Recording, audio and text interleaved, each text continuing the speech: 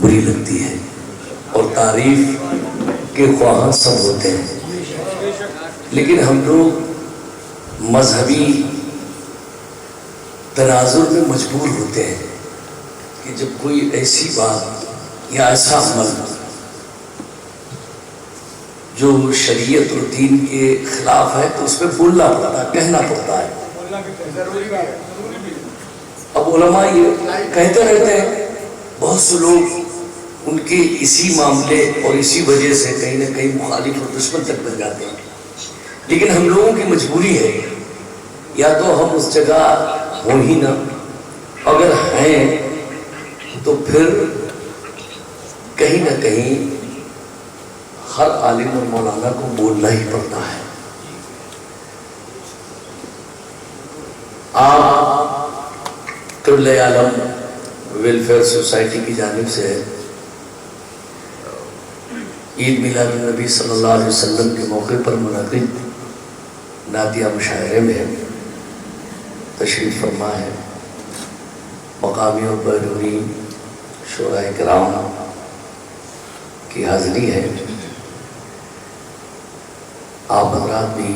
تشریف لائے، جناب محترم ڈاکٹر سراج احمد صاحب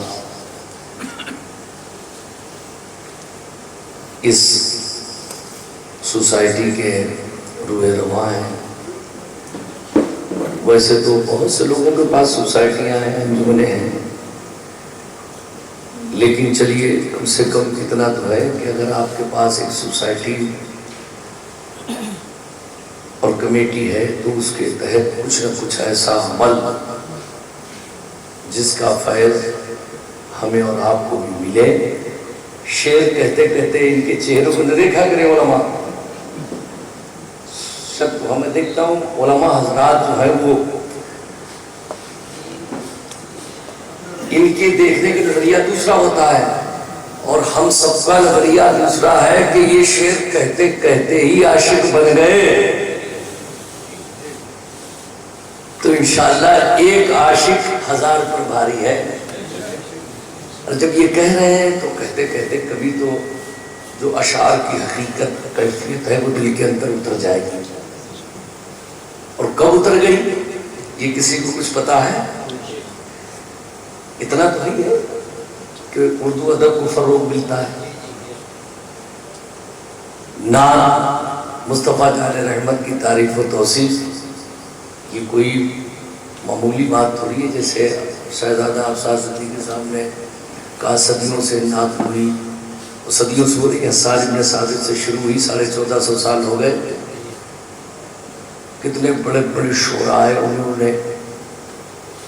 نعت گوئی کی، اللہ کے رسول صلی اللہ علیہ وسلم کی تعریف و توصیف کی، کرتے کرتے کرتے کرتے کرتے کرتے آخر میں تمام تر شعراء اسی بات پر پہنچے۔ کسی نے کہا لا يمكن الثناء كما كان حقه، لا يمكن الثناء كما كان حقه، بعد السزا بزرگ تو ہی قصہ مختصر، بس یہ ہے حضور، یہ ہے حضور، لا يمكن الثناء كما كان حقه، بعد السزا بزرگ تو ہی قصہ مختصر۔ والا تم نے فرمایا سرور کہوں کہ مالک و مولا کہوں تجھے، باغ خلیل کا گلے زیبا کہوں تجھے، تیرے تو وصف عیب تناہی سے ہے بری، حیران ہوں میرے شاہ، میں کیا کیا کہوں تجھے، میں کیا کیا کہوں تجھے، میں کیا کیا کہوں تجھے، کہتے کہتے کہتے کہتے آخر میں وہ بھی یہی بولے، لیکن رضا نے ختم سخن اس پہ کر دیا، خالق کا بندہ خلق کا آقا کہوں تجھے۔ حضرات ہم لوگوں کی سپورٹ اس میں ہونی چاہیے، اور سپورٹ کی وجہ سے کہیں نہ کہیں ہر علاقے اور ہر چھیتر میں کام ہوتا ہے۔ مذہب و ملت کی خدمت صرف مسلح سے نہیں ہے، یہ مدرسے کی درسگاہ سے، یہ خانقاہ کی سجادگی سے، اگر انہی سب سے قوم و ملت کی رہنمائی اور خدمت ہو جاتی تو پھر نہ جلسے کرنا پڑتے، نہ جلوس کرنا نکالنا پڑتے، نہ نظر کرنا پڑتی، نہ نیاز کرنا پڑتی، نہ اور طرح کی مجلسیں محفلیں منعقد کرنا پڑتی۔ پتہ یہ چلا کہ دین کی خدمت کرنے کے الگ الگ شعبے ہیں، ہمیں ہر شعبے اور ہر نظریے اور اینگل سے مصطفیٰ کی عظمت کو بلند کرنا ہے، اور دین و ملت، مذہب اور قوم کا کام اپنے اندر بیداری پیدا کر کے کہتے رہنا ہے۔ تو یہ سب حضرات مبارکبادی کے لائق ہیں کہ ان حضرات نے کئی موقعوں پر سال میں کئی بار کرتے ہیں، یہ لوگ 11ویں شریف میں بھی کرتے ہیں، اور بھی کئی موقعوں پر بزرگان دین کے آراز کے موقع پر۔ اللہ تعالیٰ اسے قبول فرمائے، اور مولا سے یہی دعا ہے کہ سب نے اپنی اپنی بساط اور حیثیت کے مطابق جو بھی نعت کوئی بھی اشعار کہے۔ بعض اشعار تو اتنے اچھے تھے جو بہت معیاری،